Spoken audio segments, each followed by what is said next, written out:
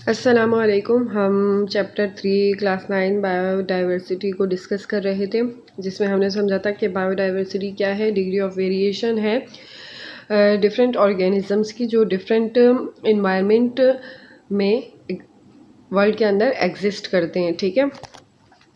और उनकी क्लासिफिकेशन हम उनके सिमिलर या डिसिमिलर कैरेक्टरिस्टिक्स की बेसिस पर कर रहे थे। Now let's talk about the aims and principles of classification. Due to the very high variety of living organisms, so we need them to classify. Okay. So biologist जो है in living organisms को grouping में करते हैं या इनको सब group में डिवाइड करते हैं, तो उसको हम कहते हैं कि क्लासिफिकेशन है या उसको हम कंसिडर करते हैं biological classification. Now principles of classification, बुनियादी उसूल किसी भी ऑर्गेनिजम्स को क्लासिफाई करने के जो बुनियादी उसूल हैं उसमें सबसे पहले आ जाता है हमारे पास मॉर्फोलॉजी, यानी एक्सटर्नल स्ट्रक्चर या एक्सटर्नल फीचर्स की बेसिस पर किसी भी लिविंग ऑर्गेनिजम्स को डिवाइड करना, उनकी ग्रुपिंग करना जो है वो मॉर्फोलॉजी कहलाता है। उसके अंदर एक आ जाता है हमारा होमोलोगस, जिसके अंदर हमारे पास जो लिविंग ऑर्गेनिजम्स हैं वो उनके स्ट्रक्चर जो हैं वो सिमिलर होते हैं, लेकिन उनके फंक्शंस जो हैं वो डिफरेंट परफॉर्म करते हैं। दूसरी जो टाइप है उसको एनालॉगस कंसीडर कर रहे हैं, उसमें जो स्ट्रक्चर का जो स्ट्रक्चर्स हैं और लिविंग ऑर्गेनिजम्स के वो डिफरेंट है, लेकिन उनका जो फंक्शन है वो सिमिलर फंक्शन को परफॉर्म करेंगे, ठीक है। जैसे कि इस पिक्चर्स में देखा जा सकता है कि ये एनालॉगस स्ट्रक्चर को हमें दिखाया हुआ है कि विंग्स ऑफ बटरफ्लाई दिखाए हुए हैं और विंग्स ऑफ बैट दिखाए हुए हैं, यानी इनका जो स्ट्रक्चर है वो डिफरेंट है, लेकिन ये एक ही टाइप के फंक्शन को परफॉर्म करते हैं। विंग्स हैं, ये उड़ने में इनको मदद करते हैं, ठीक है। तो ये इनका सिमिलर फंक्शन है लेकिन इनका स्ट्रक्चर डिफरेंट है, तो इसको हम कंसिडर करेंगे एनालॉगस स्ट्रक्चर, ठीक है।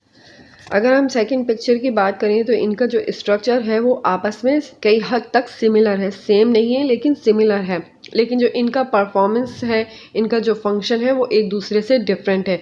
बैट जो है वो अपना हैंड्स जो यूज़ करती है वो उड़ने में के लिए यूज़ करती है, वेल अपना जो हैंड्स यूज़ करती है वो जो है वो स्विमिंग के लिए यूज़ करती है, कैट अपनी वॉकिंग के लिए, और जो ह्यूमन बींग्स अपने हैंड्स यूज़ करते हैं वो डिफरेंट फंक्शंस को परफॉर्म करने के लिए करते हैं। तो ये होमोलोगस स्ट्रक्चर है, स्ट्रक्चर सेम है लेकिन फंक्शन इनके डिफरेंट हैं। कुछ लिविंग ऑर्गेनिजम्स ऐसे होते हैं जिनको हम मॉर्फोलॉजिकल बेस पर भी जो है वो क्लासिफाई नहीं कर सकते। फॉर एग्जांपल अगर हम यूनिसेलुलर ऑर्गेनिजम्स की बात करें तो उनका तो कोई स्ट्रक्चर होता ही नहीं है इतना ज़्यादा कि हम उसको क्लासिफाई कर सकें। तो हमारे पास डिफरेंट टूल्स होते हैं जिसकी बेसिस पे हम उनको क्लासिफाई करते हैं। फॉर एग्जांपल एक साइटोलॉजी हो गया, साइटोलॉजी में हम सेल की स्टडी करते हैं, सेल की बेसिस पे हम लिविंग ऑर्गेनिजम्स को क्लासिफाई करते हैं।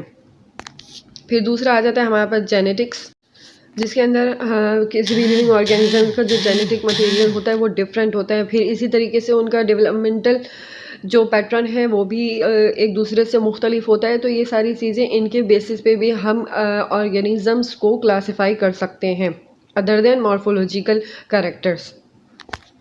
Now what is the taxonomic hierarchy?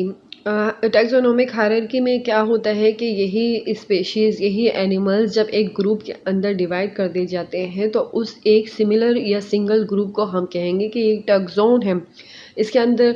और टैक्सोनोमी में हम क्या पढ़ते हैं, क्लासिफिकेशन और नेमिंग, और उनको ऑर्गेनिजम्स को ग्रुप्स में और सब ग्रुप्स में डिफरेंट क्लासेस में उनको डिवाइड करना, हम उसको क्या कंसिडर करते हैं, टैक्सोनोमिक हायरार्की। तो इसमें जो सबसे पहला स्मॉल यूनिट आपको क्लासिफिकेशन का दिया हुआ है वो है स्पीशी, जिसके अंदर सिमिलर टाइप के ऑर्गेनिजम्स को रखा जाता है। कई हद तक वो एक दूसरे से सिमिलर होते हैं, और जब यही दो सिमिलर स्पीशीज़ आपस में कंबाइन होती हैं तो ये जीनस फॉर्म करता है। फिर डिफरेंट जीनस क्या मिलके बनाते हैं, एक फैमिली को ऑर्गेनाइज करते हैं। Then this family converts into order, then this order is further divide into classes, and then class becomes a phylum, and the phylum is becomes a very big kingdom. Okay, now the units of classification, इसमें भी यही बताया गया है कि जो species हैं वो हमारा सबसे स्मॉलेस्ट यूनिट है।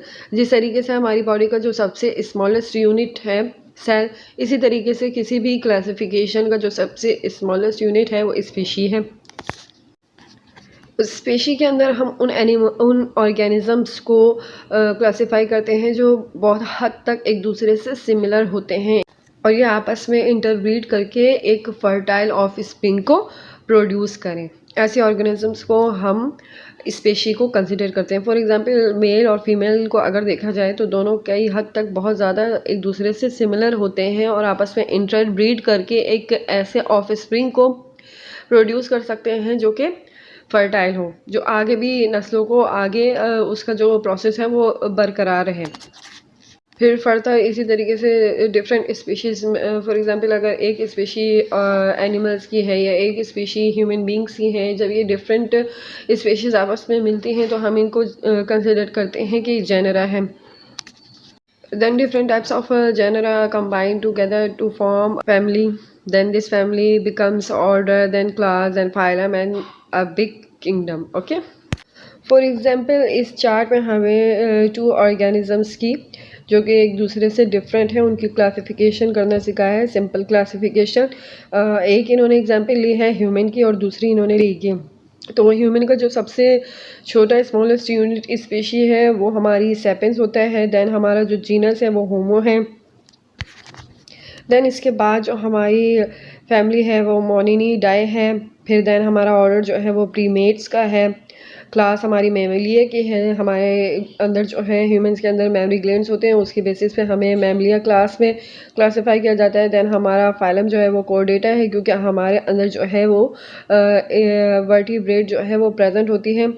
देन हमारा जो किंगडम है वो एनिमिलिया है। एनिमिलिया में हमें क्यों क्लासिफाई किया गया है क्योंकि some biologist is consider to human beings that human beings in यानी जो ह्यूमन बींग्स है वो कुछ साल पहले जो है वो बिल्कुल बंदर की तरह दिखते थे और जो हमारे स्ट्रक्चर्स है वो भी डिफरेंट थे और हमारे फंक्शंस भी जो है हम डिफरेंट परफॉर्म करते थे। लेकिन इंसान के अंदर एवोल्यूशन होती गई और वो जो है इस हालत में आ गया। तो इसलिए जो हमारा किंगडम है वो बेसिक किंगडम जो हमारा रखा है वो एनिमिलिया रखा है। ठीक है, इसके बाद आ जाते हैं पी पे। देन फिर आ जाता है हमारा पी यानी मटर का जो दाना होता है या मटर। फिर उसकी जो साइंटिफिक नेम है वो है पायसम सटिवम एंड इसकी जो स्पीशी है वो सटिवम है। और देन इसकी जो 2 स्पीशीज़ हैं उन्होंने मिलकर एक जीनस परफॉर्म किया है जिसको हम कह रहे हैं कि पायसम, और इसमें इंक्लूड होती है एक सटिवम और एक फल्वा। ठीक है, फिर इसकी फैमिली जो है वो फेबियसी है, ऑर्डर इसका फेबेल्स है और क्लास इसका मैग्नोलियोप्सिडा है और फाइलम इसका मैग्नोलियोफाइटा है और किंगडम इसका प्लांटी है। अब एम्स ऑफ क्लासिफिकेशन आ जाते हैं कि बायोलॉजिस्ट जो थे उन्होंने क्यों ऑर्गेनिजम्स को क्लासिफाई किया ताकि इनकी स्टडी जो है वो इजी हो सके और इनको आइडेंटिफाई जो है वो इजीली कर सकें, जिसको हमने कहा कि इसको क्लासिफिकेशन को लिविंग ऑर्गेनिजम्स की क्लासिफिकेशन को हमने टैक्सोनॉमी कहा। हम लिविंग ऑर्गेनिजम्स को क्यों क्लासिफाई करते हैं ताकि हमें इनकी सिमिलरिटीज़ और इनकी डिसिमिलरिटीज़ कैरेक्टर्स जो है वो आइडेंटिफाई हो सकें और हमें इनकी स्टडी करने में बहुत ज़्यादा इजी रहे, आसानी हो जाए। दूसरा हमें इसमें मदद देता है evolutionary relationship among organisms. For example अभी कोविड-19 था तो वो पहले नहीं था लेकिन वो एक वायरस था, उसके अंदर हमारी एवोल्यूशन हुई यानी ईजाद हुई कि वो चीज़ पहले नहीं थी लेकिन अब वो हो रही है, तो इसलिए उसको क्लासीफाई किसमें किया, वायरस में किया। तो ये एवोल्यूशनरी आ गया इसके अंदर कि हम वो जो टैक्सोनॉमी हमारी हेल्प करती है एवोल्यूशनरी रिलेशनशिप के अंदर ऑर्गेनिजम्स के आइडेंटिफाई के लिए।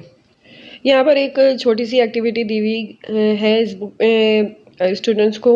कहा गया है कि इंटरनेट को यूज़ करते हुए आप ऐसी किसी जीनस को निकालें जिसके अंदर 3 डिफरेंट स्पीशीज़ जो हैं वो एक ही जीनस से रिलेट करती हों।